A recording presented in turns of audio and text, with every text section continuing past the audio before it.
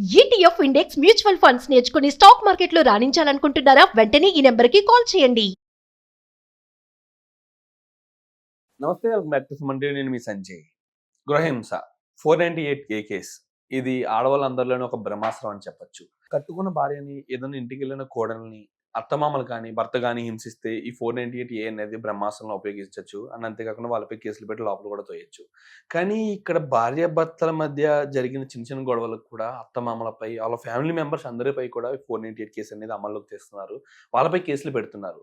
కానీ కొన్ని సిచ్యువేషన్స్‌లో ఈ అత్తమామలు కానీ వృద్ధాప్యంలో ఉన్న సందర్భంలో అలాంటి కేసెస్‌కి, కోర్ట్స్‌కి అటెండ్ అవ్వాలని పరిస్థితి కనిపిస్తూ ఉంటుంది. అలాంటి సందర్భంలో ఏం చేయాలి? ఇలాంటి సిచ్యువేషన్ వస్తే అసలు ఎలా రియాక్ట్ అవ్వాలి? కోర్టు పరంగా, లీగల్ పరంగా ఎలా వాళ్ళకి ఉపశమనం దొరికే అవకాశం ఉందనే విషయంపై చర్చించడానికి ఈరోజు మనతో పాటు ఉన్నారు తెలంగాణ హైకోర్టు అడ్వకేట్ వెంకట్ చెట్టి గారు. మరి సార్‌తో మాట్లాడి కొన్ని విషయాలు తెలుసుకుందాం. నమస్తే సార్. నమస్తే సార్. 498 అనేది ఒక భార్య భర్త పైని అత్తమామలపై పెట్టినప్పుడు అత్తమామలు కోర్టుకి వెళ్ళలేని పరిస్థితిలో వాళ్ళకి ఎలాంటి ప్రత్యామ్నాయ మార్గాలు ఉన్నాయంటారు? చాలా సిచ్యువేషన్స్ లో ఏంది అని అంటే ఏదైతే 498 కేసు అనేది ఫాల్స్ కేసు అనేది ఇక రెగ్యులర్ గా అది కామన్ అయిపోయింది ఎట్ ప్రెసెంట్ అయిన కేసెస్ లో. బికాస్ ఎందుకనంటే ఏదైతే ఈ నిజంగా సఫర్ అయిన వాళ్ళు కూడా చాలా మంది ఉన్నారు. సో వాళ్ళు ఎవరు కూడా ఏదైతే వాళ్ళ పిల్లల వల్ల కానీ లేకపోతే వాళ్ళ ఫ్యామిలీ పరువు పోతుందని చెప్పి కానీ వాళ్ళు బయటికి రాకుండా ఇంట్లోనే ఉండడం జరుగుతుంది. ఏదైతే బయటకు వచ్చిన కేసెస్ లో కూడా మాక్సిమం ఒక 60% of the cases false cases. False cases 498 cases. దాంట్లో కూడా మ్యారేజ్ అయిన 3 months కో 4 months కో ఫైల్ చేసిన కేసెస్. బికాస్ ఇక్కడ 498 అయినా కానీ లేకపోతే ఏదైనా ఫైల్ చేసినా కూడా వాళ్ళిద్దరి మధ్య ప్రాపర్ అండర్స్టాండింగ్ లేకపోవడం వల్ల. బికాస్ ఒక ఇద్దరు పర్సన్స్ ఒక కాడ కలిసి ఉండాలి అంటే వాళ్ళ ఇద్దరి మధ్య ప్రాపర్ అండర్స్టాండింగ్ ఉండడానికి ప్రాపర్ అండర్స్టాండింగ్ ఉండాలి. ఒక ప్రాపర్ అండర్స్టాండింగ్ రావడానికి కూడా కొంచెం టైం అనేది పడుతుంది అనమాట. సో వీళ్ళెవరు కూడా ఆ టైం అనేది మెయింటైన్ చేయకుండా ఒక చిన్న ఇష్యూ అవ్వగానే వాళ్ళ పేరెంట్స్ ఇన్వాల్వ్ అయిపోయి దాన్ని పెద్దగా చేయడం. ఏదైనా 498 కేసు ఫైల్ చేసినా లేదా అంటే ఒక స్టేషన్ దాకా వెళ్ళిన కాపురాలు ఎక్కడా కూడా వాళ్ళిద్దరు రేపు పొద్దున మళ్ళీ కలిసి ఉండాలన్నా కష్టం. అండ్ అదే కాకుండా ఇప్పుడు నార్మల్ గా ఎలా ఉంటది అని అంటే నిజంగా సఫర్ అవుతున్న వాళ్ళు చాలా మంది ఉంటారు. బట్ కొన్ని సిచ్యువేషన్స్ లో ఎలా అని అంటే పేరెంట్స్ వద్దు మ్యారేజ్ అయిపోయింది కదా అడ్జస్ట్ అక్కడే ఉండు అని చెప్పిన కొన్ని కేసెస్ ఉంటాయి. అండ్ కొంతమంది అయితే వాళ్ళు చిన్న ఇష్యూ అయింది అని అంటే దాన్ని పేరెంట్స్ పెద్దగా చేసి దాన్ని భూతద్దంలో వేసి చూసి 498 కేసు అని చెప్పి అన్ని కేసెస్ అనేది ఫైల్ చేస్తూ ఉంటారు. సో ఏదైతే ఎప్పుడైతే ఈ 498 కేసెస్ లో కూడా వాళ్ళ ఫ్యామిలీలో అందరి పేర్లు ఇంక్లూడ్ చేస్తారు. ఇన్ కేసు వాళ్ళు ఒక మీటింగ్ అనేది పెట్టినప్పుడు, ఒక ఫ్యామిలీ మీటింగ్ అనేది పెట్టినప్పుడు అప్పుడు ఆ సిచ్యువేషన్స్ లో ఎవరైతే ఆపోజిట్ గా లేసి వాళ్ళకి ఆపోజిట్ గా మాట్లాడతారో, వాళ్ళని గట్టిగా మాట్లాడతారో, నువ్వు ఇలా చేయడం వల్లే ఇంత ఇష్యూ అయిపోతుంది అని చెప్పి వాళ్ళని గట్టిగా మాట్లాడతారు. వాళ్ళ పేర్లు కూడా యాడ్ చేసి ఎఫ్ఐఆర్ లో యాడ్ చేయడం జరుగుతుంది. అసలు ఎంతవరకు కరెక్ట్ అంటారు? భార్య భర్తలు ఇద్దరు కొట్టుకుని అత్తమామలకి కేసు పెట్టి హింసించడం అంటే ఇది ఎంతవరకు కరెక్ట్? ఇక్కడ ఏంది అని అంటే అది థర్డ్ పార్టీ ఇన్ఫ్లుయెన్స్ చేయడం అనమాట. ఏదైతే పక్కన పర్సన్స్ ఇన్ఫ్లుయెన్స్ చేయడం వల్ల ఇక్కడ ఇన్ఫ్లుయెన్సెస్ ఎవరు అని అంటే వీళ్ళ పేరెంట్స్. సో పేరెంట్స్ అనేది ఆబ్వియస్లీ ఒక డాటర్ గానీ ఒక సన్ గానీ సఫర్ అవుతుంటే వాళ్ళ ఇన్వాల్వ్మెంట్ అనేది కంపల్సరీ.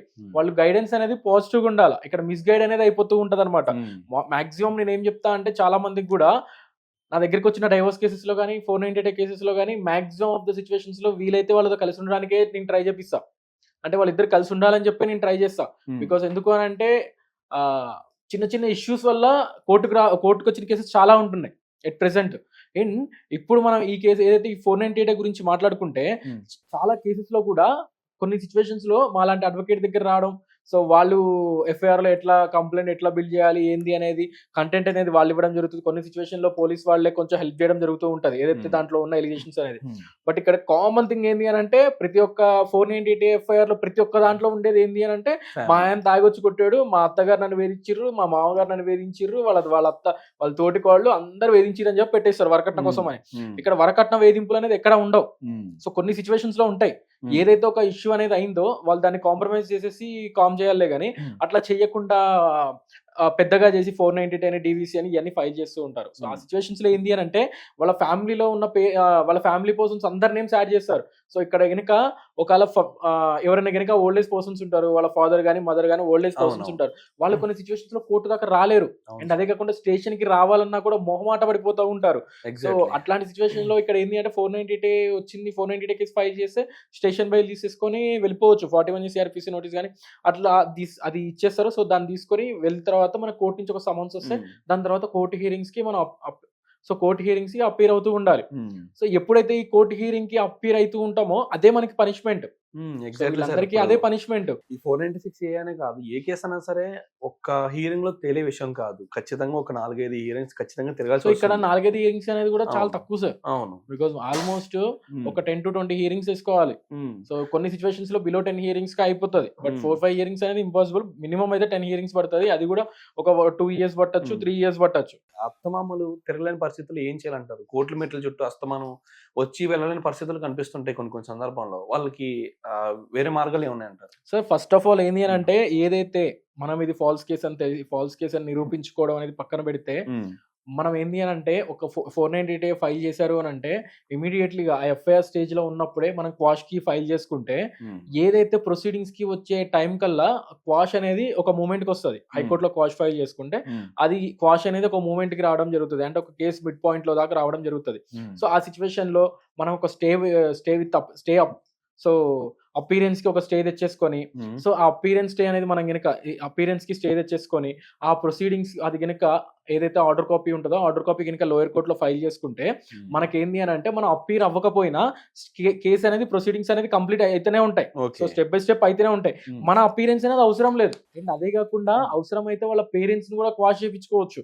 సో మాక్సిమం వాళ్ళ పేరెంట్స్ కానీ వాళ్ళ రిలేటివ్స్ అందరినీ క్వాష్ చేయడం జరుగుతుంది సింపుల్ గా. ఏదైతే హస్బెండ్ ని మాత్రం సో కొన్ని సిచ్యువేషన్ లో ఏదైతే ప్రాపర్ ఎవిడెన్స్ ఉండడం వల్ల క్వాష్ చేయడం అనేది ఇంపాసిబుల్ అయిపోతుంది. సో ఇన్ కేసు అత్తమామలు కనుక టార్చర్ పెట్టినా కూడా ఆ ఎవిడెన్స్ ఉన్నాయి అని అంటే వైఫ్ దగ్గర ఆ సిచ్యువేషన్ లో క్వాష్ అయితే అవ్వదు.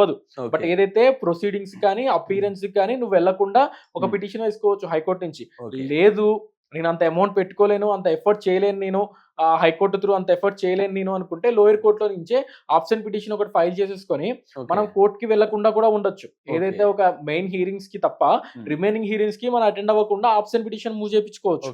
సో ఇది ఓన్లీ ఈ పిటిషన్స్ అనేది ఓన్లీ 498 కేసుకైనా కాదు, ఎట్లాంటి క్రిమినల్ కేసుకైనా. సో ఎట్లాంటి క్రిమినల్ కేసు వాళ్ళ మీద ఫైల్ అయినా కూడా ఆ సిచ్యువేషన్స్ లో మనం అది ఏదైతే మనం గనక high court through quash petition move చేసేసుకొని ఏదైతే ప్రొసీడింగ్స్ కి ఒక స్టే తెచ్చేసుకొని ఆ స్టే పిటిషన్ గనక ఫైల్ చేసుకుంటే మన అపీరెన్స్ అవ్వాల్సిన అవసరం లేదు. Thank you very much sir.